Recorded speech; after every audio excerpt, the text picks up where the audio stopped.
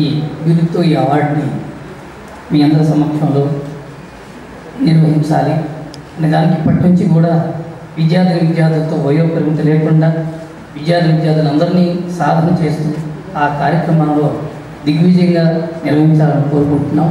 అయితే మేము యాజమాన్యం తీసుకున్న నిర్ణయం ప్రకారంగా ఈరోజు ఆ అవార్డు అంకురార్పణ జరిగింది. వారి శతాధిక చలనచిత్ర సంగీత దర్శక సార్వభౌమ ఘంటసాల నారాయణ రెడ్డి గారు. అందుకు మొట్టమొదటిగా ఘంటసాల గారి చలనచిత్ర ఈ చిత్రపటానికి పూలమాల వేస్తూ ఈరోజు ప్రత్యేకత ఏమిటంటే సన్మానాలు లేవు అని మేము నిర్ణయం తీసుకున్నాం. అయితే నిర్ణయం తీసుకునే నాటికే ఒక నిర్ణయం ఆల్రెడీ అయింది.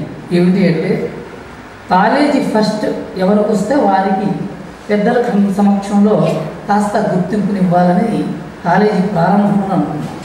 కాబట్టి అది ఒక్కటే మినహా అది కూడా పెద్ద సత్కారం కాదు, గుర్తింపు మాత్రమే. ఈ సంవత్సరం సిండికేట్ బ్యాంకులో ఒక ఉన్నతాధికారిగా పనిచేస్తున్నటువంటి దుర్గా ప్రసాద్ గారు మా కాలేజీలో 93% వచ్చింది.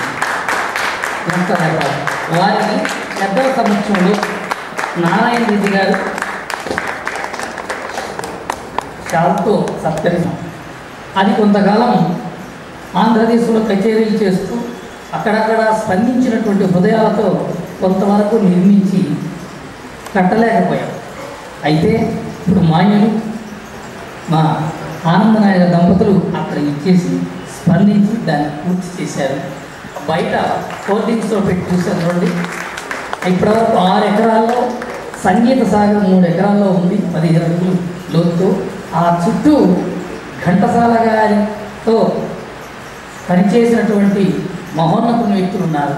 అలాగే మహాకవులు, మహా సంగీత దర్శకుల యొక్క గుర్తులు మిగిలిపోవాలని శాశ్వతంగా ఆ ట్యాంక్ బాండ్ టైప్లో దాన్ని చిత్రీకరించి అక్కడ విగ్రహాలు పెట్టాలన్న సంకల్పంతో ప్రారంభించాం. ఆల్రెడీ విగ్రహాలు ఇచ్చాం నారాయణ రెడ్డి గారికి తప్ప. ఎందుకు అంటే ఆయన సజెషను విగ్రహం అనేది ఉంది లేకపోతే కాదు గ్రంథం. ఘంటసాల గారిని ప్రోత్సహించినటువంటి ప్రతి ఒక్కరు ఆ సంగీత సాగర్ చుట్టూ ఉండాలని కోరిక.